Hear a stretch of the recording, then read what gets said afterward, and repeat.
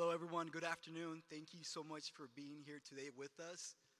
Now, before we begin this event, I would like to share a few words in Spanish about what we'll be discussing today. So, buenas tardes. Me llamo Ricardo Coronado. Soy un vocero para CAL FIRE. Y gracias por acompañarnos con el día de hoy.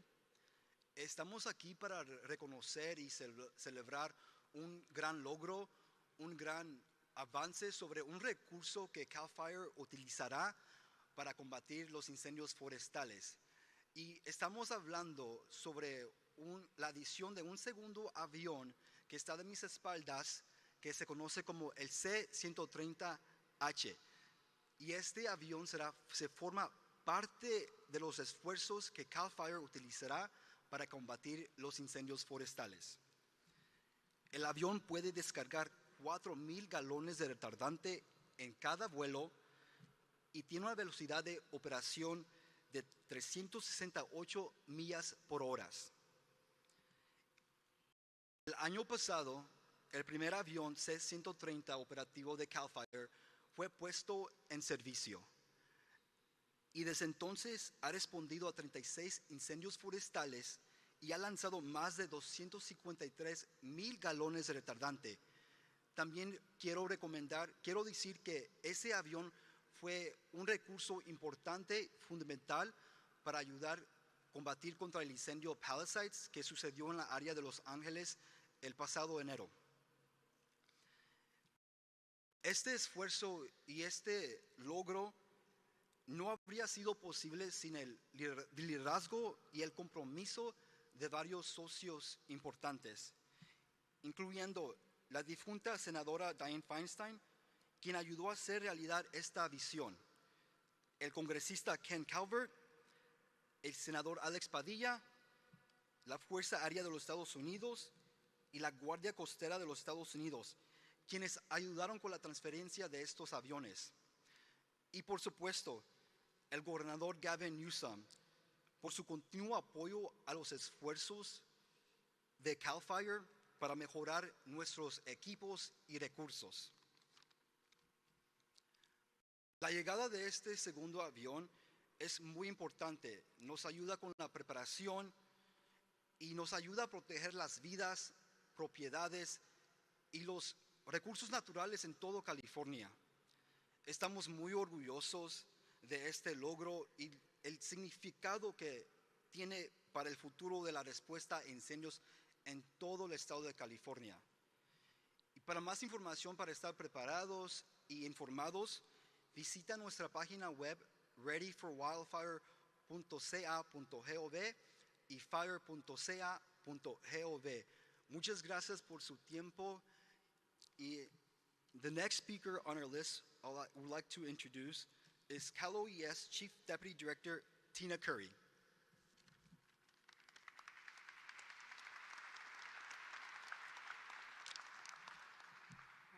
Good afternoon. I'm Tina Curry. I'm Chief Deputy Director of the Operations at the California Governor's Office of Emergency Services. Cal OES is proud to stand here today and with our partners at CAL FIRE and with fire agencies across California. Now more than ever, protecting our communities in California from wildfires and ensuring that we are ready requires a team effort. Wildfires are year-round. We were reminded of that just this last January. We must match this threat with a constant anticipatory stance and with readiness.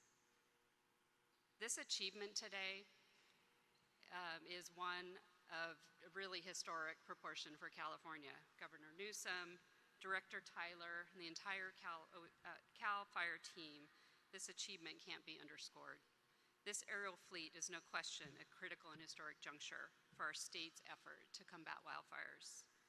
Mutual aid is another fundamental component of this partnership. In addition to protecting their own communities, our local government and tribal fire agencies make up the state's mutual aid system, the likes of which does not exist anywhere else but here in California. Cal OES maintains a fleet of more than 270 fire engines and other fire equipment that's positioned all over the state at all times. That equipment is staffed by a network of over 150 of our local government and tribal fire agencies. This vital partnership provides surge capacity for all of California to rapidly respond to wildfires and other emergencies when we call. We have also invested and employed new technology to understand threats sooner and respond quickly with the right resources in the right places. These decision tools, along with a posture of proactive and rapid response, are all components that today's fire conditions demand. The Fire Integrated Real-Time Intelligence System, what we call FIRIS, is sensor-based aircraft that's available at all times, 24/7, that can instantly deploy and give us real-time visual awareness of fire conditions and other types of emergencies and incidents in places that we otherwise couldn't get to, other than through aircraft. California now has a program where teams of local fire agencies are advanced positioned at high-risk areas as soon as we are aware of critical fire or storm weather threats, and they are able to provide an instantaneous response. This is known as pre-position. And then finally, our Wildfire Forecast Threat Integration Center. It's a joint operation that Cal OES has with CAL FIRE, uses the latest technology and connects a lot of different data sets for wildfire forecasting and weather threat intelligence that is faster, earlier, and more precise, and most important is provides actionable information to first responders and to our communities so they can be ready. It takes this partnership and these resources, and it also takes the public's help to be ready for wildfires. So I urge you, be vigilant, be ready with a plan, and always heed the instructions of your local emergency officials. These are important things that you can do every day to protect yourselves and your family. So thank you, and it is my honor to introduce the Director of CAL FIRE, Joe Tyler.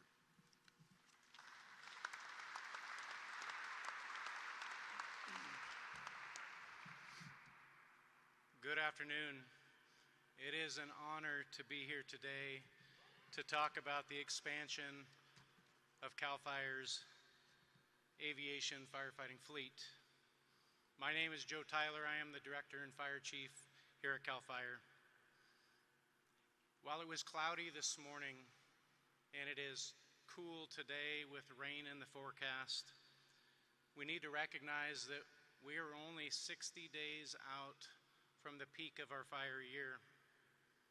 And we've seen our fire year truly as a year looking back at January 2025 in the Los Angeles basin. We need to recognize that in this 60 days going into the peak season, now is the time to create your defensible space and utilize cost-effective retrofits to harden your home. I'm not going to say that this is going to be the worst wildfire year ever. I don't think it takes much more than each and every one of us to recognize over the last decade of what we have been through in California, and we can expect more to come. The conditions have changed in California. The hotters are hotter, the dryers are drier. And as an example of that, as I was thinking about what I was going to say today, in 1991, I was laid off as a seasonal firefighter in the third week of September. That was the end of the fire season in 1991 in Shasta County.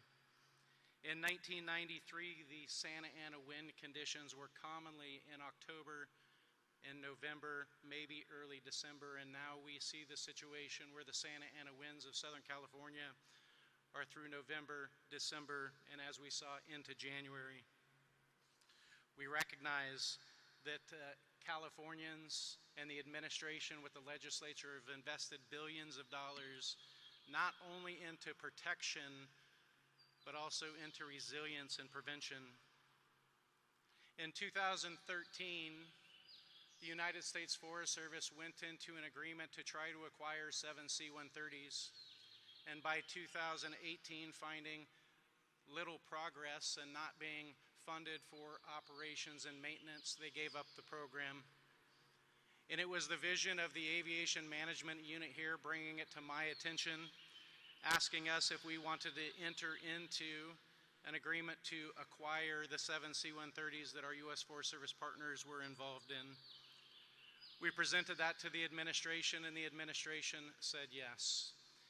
And by 2018, a letter was authored by the California administration to seek acquiring the 7 C-130s. In the 2019 National Defense Authorization Act, our congressionals authored the ability to transition these 7 C-130s to the state of California. It was in a cooperative relationship with the U.S. Coast Guard and the United States Air Force.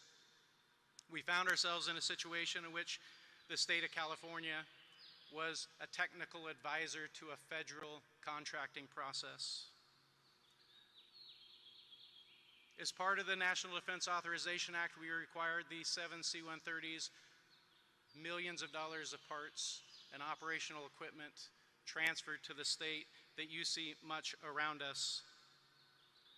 By 2023, we found ourselves where we continue to have delays. In the upcoming required military maintenance schedule was going to place these aircraft into a maintenance schedule without ever having flown many hours on them because of that time frame. So utilizing the support of Governor Newsom and our congressionals, the 2024 National Defense Authorization Act was signed, and on December 14th of 2023, 7 C-130s were transferred in its totality to the state of California.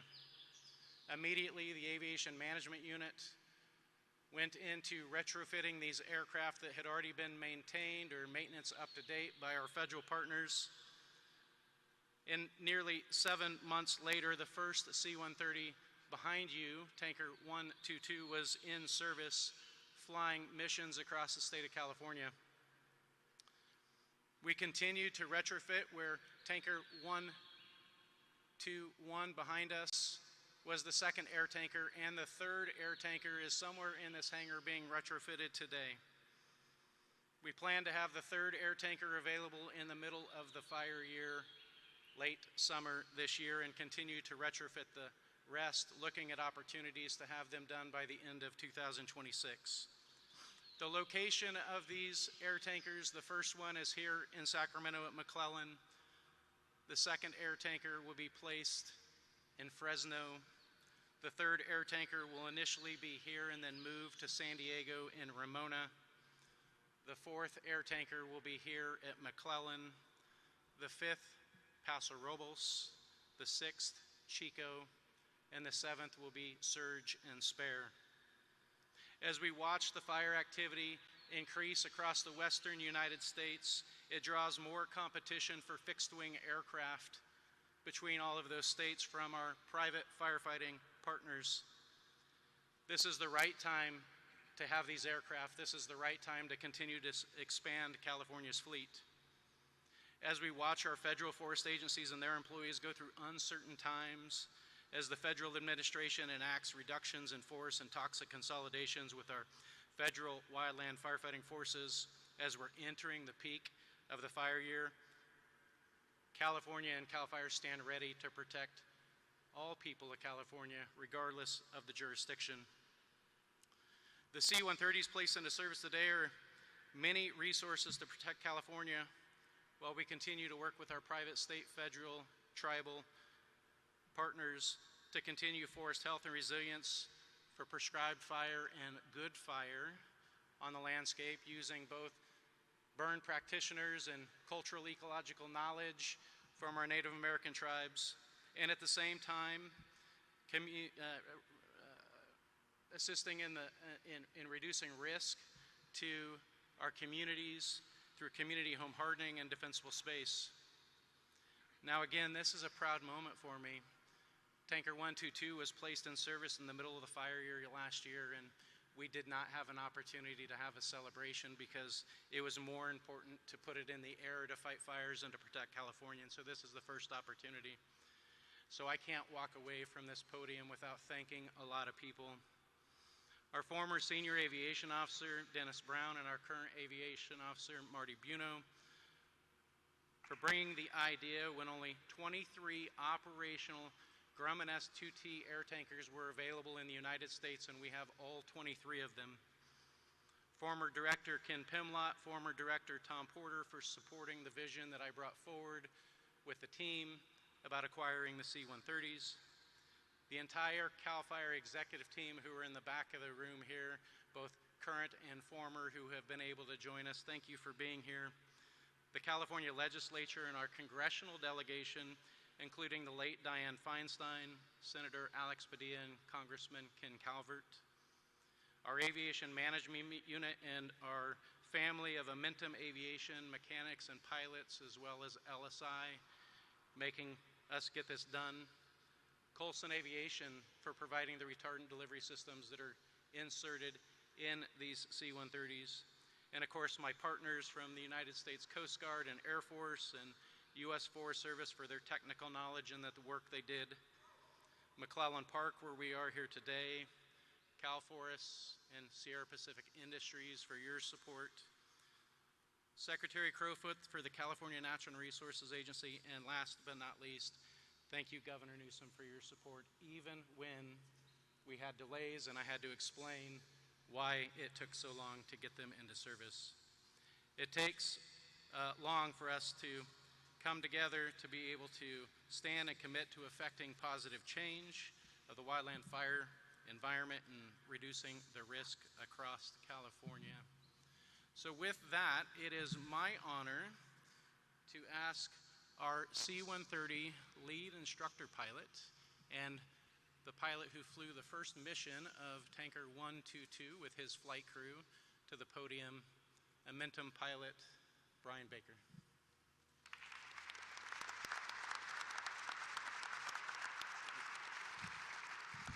Thank you, Director Tyler. I would just like to say thank you to CAL FIRE leadership, the leadership and support of the state government in providing us, and from the United States Coast Guard, everybody that was involved in making this dream become a reality. The platform you see behind you is the exclamation point of the answer to the question, is the state doing everything it can to provide us with the best capability to protect the people and resources of the state of California from wildfire? And the answer to that question is emphatically yes. The increased capability and gallonage of 4,000 gallons of the C-130, the speed and the capability of the retardant delivery system that's installed in this particular aircraft is going to take our already successful aviation program to the next level.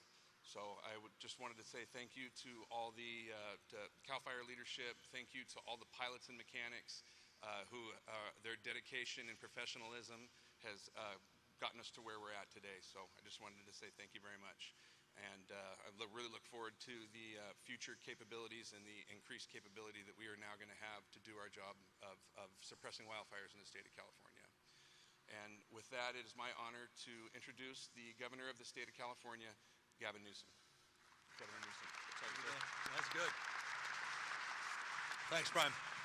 Brian was my flight instructor, if you're wondering why I'm wearing my new garb. I appreciate, Brian, your leadership, your stewardship, your support, and your kind words about everybody that's gathered around, everybody from CAL FIRE, the mechanics, the folks that had a dream and made it a reality and have been persistent in pursuit of that dream. I want to thank you, Chief, for your tenacity on this. Your pride was well on display here. I know how meaningful this moment is to you and your team and the folks behind you, because this is a big deal.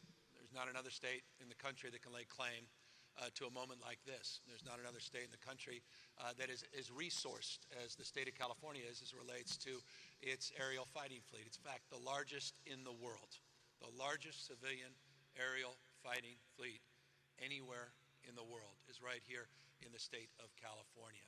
And our state of mind has always been that good enough never is, that we have to step up our game. The challenges that were laid out, you heard the comments about the notion of seasonality now being disabused, the fact that we had one of the worst fires in California history in the middle of the winter in January, where we had a fire attached to 100-mile-an-hour winds, one of the most devastating and deadly wildfires in our state's history just a few months ago only underscores the urgency of this moment, the urgency of continuing to make additional progress. I want to just briefly contextualize this project and highlight some of the efforts that are underway, some of the efforts that are sacrosanct that we will commit to, hopefully for many, many years to come, despite any challenges and headwinds as it relates to uncertainty in budgets and the like. We have close to doubled the investments in the last number of years at CAL FIRE. We have significantly increased investments in aerial fleet well beyond the C-130Hs. We've invested in the Nighthawks and all the new technology that behind it, including providing that night vision capacity so that we're running 24/7 as it relates to firefighting suppression. As you heard a moment ago, we've invested in state-of-the-art technology as it relates to access to tools that the Pentagon provides, the tools that private contractors like Lockheed provide, the integration of those tools, the stacking of technology, the utilization of artificial intelligence. People come from all across the globe to learn more about how it's being done through the Office of Emergency Services and CAL FIRE. We're proud of that. We're also mindful we need to do more. TechnoSilva is one of those companies that a number of years ago was one of the first that went through a new procurement process. We recognized we needed to change the procurement, that we don't have time. We're impatient as it relates to testing these tools of technology, that we needed to iterate. And so that procurement capacity now has expanded, and it's allowed us to make the kind of investments that was just noted as it relates to some of the investments in predictive technology, weather, all the consternation that many have, and many should have, around cuts to NOAA and other critical agencies. You should rest assured that California's investments provide, I think, some solace because we'll maintain them as it relates to weather monitoring, as it relates to prediction with the integration of our intelligence centers and our fusion centers and the work we're doing as it relates to stacking that through the FIRIS system that was just highlighted a moment ago. All critical tools in order to advance early suppression and prediction. That early suppression and prediction has also been aided by over 1,000 new AI-enhanced cameras that are now being deployed all throughout the state of California. I'll remind you the goal, and it is a goal with deep pride and purpose, is to provide the kind of broad-scaled suppression capacity so that we can keep 95% of these fires from never going over 10 acres. And these guys do this every single year. It is remarkable. You've heard me say it over and over and over and over again. In this business, you often don't get credit for saves. That's baseball.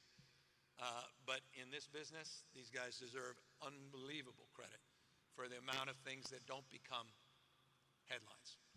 The people that they've saved, the lives and property, every single day. It's remarkable. Hundreds and hundreds of fires the last few weeks you never heard about.